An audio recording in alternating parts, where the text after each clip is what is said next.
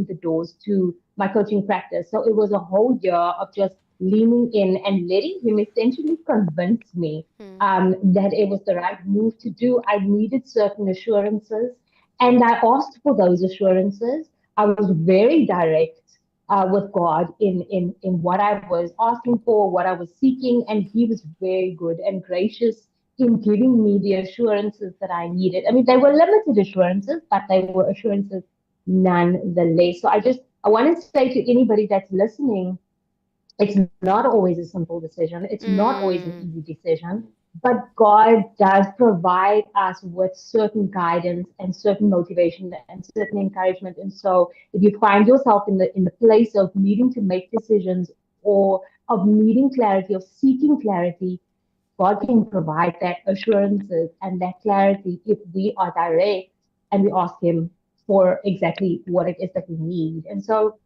the last several years have been really, really challenging. Mm. So I opened the doors to my practice in 2017, um, and I had no idea what God was actually preparing. I had enrolled for a life coaching certification. I had gotten that life coaching certification. I had practiced a little bit of my coaching in the working environment before I left corporate. I ran a team of quite a big team of buyers. And so I practiced a little bit with them, and then I opened the doors to my coaching practice in 2017. And when I opened the doors, it was essentially when God began doing a greater work in me. He began to sort of peel away the layers that I had put on over several years of working in fashion corporate. He began to show me the parts of myself that I'd forgotten, the parts of myself that I discarded. He began to show me where my strongholds were, where I was constantly needing to take control, and where I wasn't allowing him to take control. So he began to dismantle a whole lot of strongholds inside of me when I opened the doors of my practice, and that in itself was quite an evolution. It was scary, but it was also a very freeing process. And then in 2018, so 2017, I opened the doors. In 2018, I really began to feel the calling and sort of began to see what God was actually wanting to use me for, because I had this coaching certification. I was dabbling in introducing faith in my practice as well.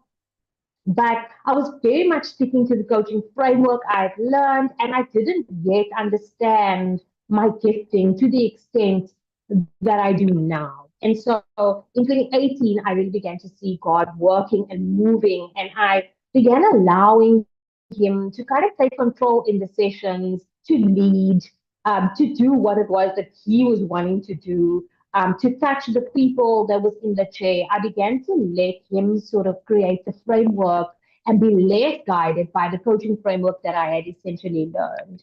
And then in 2018, tragedy struck, and I was thrown into a complete state of disarray. I lost my sister to suicide at the end I'm of sorry about that. 2018. And so, thank you so much. And so, obviously, as you can imagine, that caused a lot of inner turmoil for me. It was a case of questioning everything that God had led me to up until that point.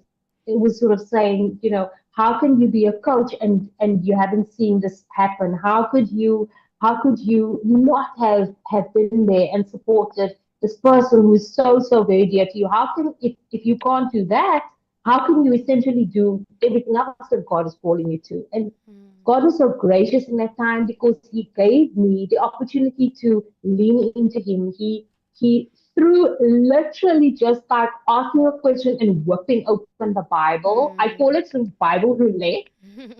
Through literally asking a question and like flipping open the Bible to give me answers.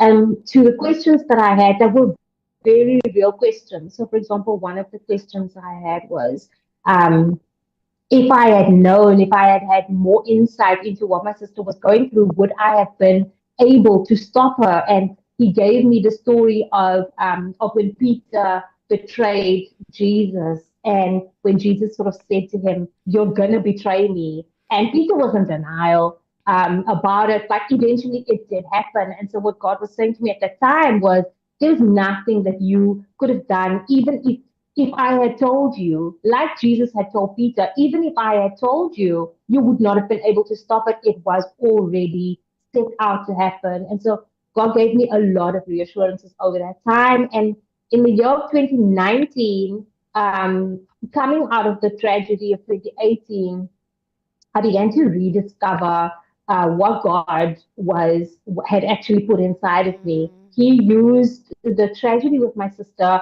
to unveil something completely different inside me. And so in 2019, I wrote a devotional called Vision, mm, which is 25 of my favorite Bible verses on vision.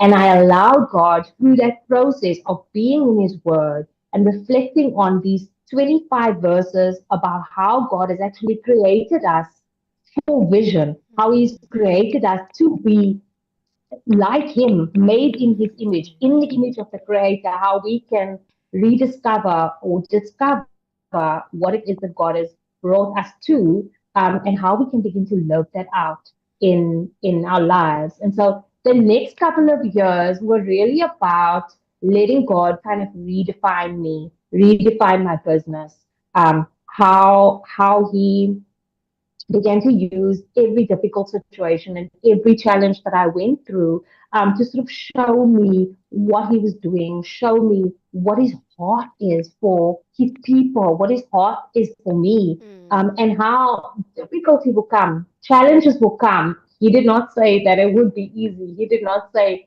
it would be simple. But how he can take every situation and he can use it for his purposes. sure. Such a powerful testimony, of your life. And it's so evident that it's been a journey of learning, and evidently having to unlearn at the same time, and really seeing God's hand over your life. Um, until now.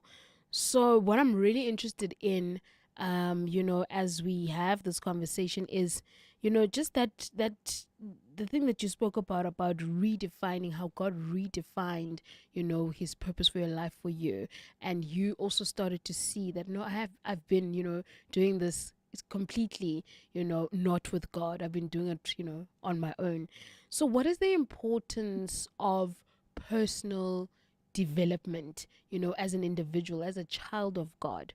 Why would you say that, someone that perhaps has never heard of personal development that's listening right now, why would you say uh, it benefits you as a child of God, Mm, in order for you, mm, to become everything that God has created you to be? that is such a good question. Thank you so much for that question. So my business is founded on the verse, "Do not be conformed to the world, but be Mm, transformed by the renewing of your mind." And I think it's amen. Romans 12 verse 2. Yes. And I mean, that essentially is it, right? The Mm, personal development is all about getting to know yourself. I have a saying, and I say that self awareness is actually a tool, it is a weapon of spiritual warfare. mm, And what I mean by that is that when you know yourself, when you know the way that God has made you, when you understand your trauma and your strongholds and your struggles, when you can understand your patterns and your triggers and the things that trip you up, and when you can align that or line that up next to God's plan for your life, when you can consistently look at how you can develop yourself personally, both your mind as well as your spirit, when you can do that, you can fully step into what God has called you to do. And I have found over the last several years that it has been such a freeing and empowering space to be in, mm, because I think when you haven't developed personally, when you are just going through the motions, you don't know yourself well. You're not mm, actually sowing into yourself, into your learning, into your growth. Um, you can find yourself running up against brick walls all the time, and it becomes exhausting. Mm. It becomes a situation of dealing with burnout. Very often, the struggles that we go through, the emotional struggles that we go through, the mental struggles that we go through also manifest themselves as illness in our Yeah. bodies. Um, we begin to suffer with ailments that perhaps we don't understand how all of it is connected. And we think that there's a curse on our lives. We think that, oh my word, God is angry with me. Oh my word, when am I going to get through this? How am I going to get through this? All of these challenges.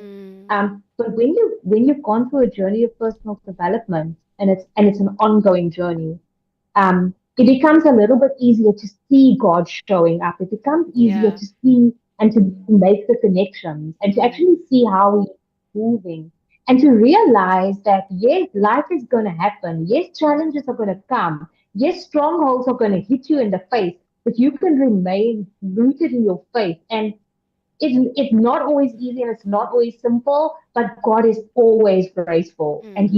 He's consistently available. So whether you find yourself moving towards Him or whether you find yourself hiding away like Adam and Mm. Eve did in the garden when He called them, it doesn't matter because He's always there. And so when you Yeah. decide to come back to the journey, He's there waiting Mm. for you. And I find that personal development, the journey of self discovery helps to just take you through that process, if that Mm. makes sense. Mm. And I think, you know what, we may look at our lives and think, hey man, no, I've got this, I read my Mm, Bible, I pray, what is TC and Lynn talking about, but I think that we do need that nudge a little bit, mm, from mm, someone that has, so almost like an outside voice, that says, have you thought of this? Have you thought of that? And I love the mm, fact that you are, a child of God. You're sold out to Jesus. So you have a sound voice that is also connected to the Father that is going to be assisting you in the journey of life. Um, your greatest lesson of all, your whole life, Lynn, mm, mm. that you've learned so far, in living with Christ, having Christ everywhere, in your life, in your business, in your family. What have you learned? The greatest lesson. Wow, the greatest lesson I've learned, I think, is that it is an evolution journey. We are literally evolving constantly. God is growing us Hmm. all the time. And to God, our lives and our death and eternity is all one thing, right? So to Mm. him, I think when he looks at us, he's like, our lives.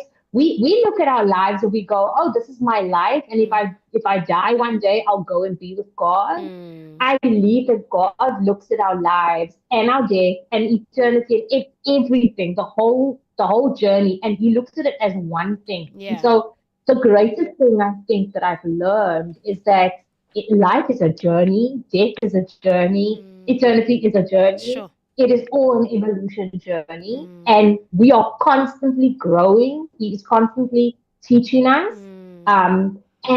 and life's gonna happen. Mm. Even he. I say it again. He doesn't guarantee that everything is going to be smooth. Mm. When Eve made Adam eat that apple, when they ate that apple, that was it. Sin was introduced. Do you know what I mean? Mm. And so life happens, challenges happen, strongholds come, difficulties arise, people upset you, people betray you, life disappoints you, but we must be able to pivot, we must be able to flex in our faith, Mm. we must be able to stay close to God, and even when we're not close to Him, to remember that we can come back. And for Mm. the things that we can't handle, He can handle it. Mm. We always think that, oh, if I don't have a plan, if I don't have it under control, if I don't know where I'm going, if I Mm. don't know what I'm doing, I'm gonna be in big trouble. But God will step in for you in those times. I'm Mm. not saying you can just rest and wait. for everything to happen, for God to make a miracle. There are certain things He's going to Mm. ask you to do. You know, Sacrifice, yeah. you're going to have to make bold moves sometimes for Mm. Him, but He is consistent, and so life is a journey. It is an evolution journey, and He's always there. So I think that's been my biggest lesson, and it's also the lesson that I teach my kids, and that I try to support my clients to see the journey. We create a vision, we create an action plan for that vision, Mm. we begin to make that vision a reality, and at the same time we deal with how life is lifing. Mm. We deal with the challenges, we look at the struggles, we look at the strongholds, and we say, okay, let me get to know myself. Let me get to know this race that I'm running to Mm. eternity. And let me know that in certain places there is sun and I'm going to need some sunblock. In certain places there is wind and I'm going to need a windbreaker. Mm. In certain places I'm going to get very tired and I'm going to need to like maybe rest or slow down. In certain places I'm going to need a drink of water. But you know what? There are water stops in these places, Sure. and these people Mm. I know are going to be running alongside of me, and they'll be able to cheer me on, and they'll be able to give me a word. And are my running cleats tight enough? Are they well? Do they fit well? Is my outfit that I've got on, is it comfortable? Um, and just, yeah, getting to know like what are the tools, what are the things I need, what are the areas that are difficult for me, um and God's going to be running alongside me as I do that. Mm. Mm. I love that so much. And indeed, he's there. I love that, it's this authenticity that you're bringing, that you're saying that let's be authentic about our lives and where we are, Mm, and let's not fool ourselves. And let's go back to the drawing board. Okay, where am I? Here I am. What is it that you want to achieve? And what are the gifts that you believe God has, poured onto you? And let's get mm, those going. And here is Lynn saying, come, I can hold your hand, and I can ensure that you get to where you're supposed to get to. mm, Lynn, because of time, mm, we're gonna wrap it up. But I think mm, if you could please just share your contact details with us, so website, social media, anywhere mm. our listeners can go and reach out to you and perhaps become clients. Yeah. Thank you for that. So you can reach me on social media. If you just on Facebook,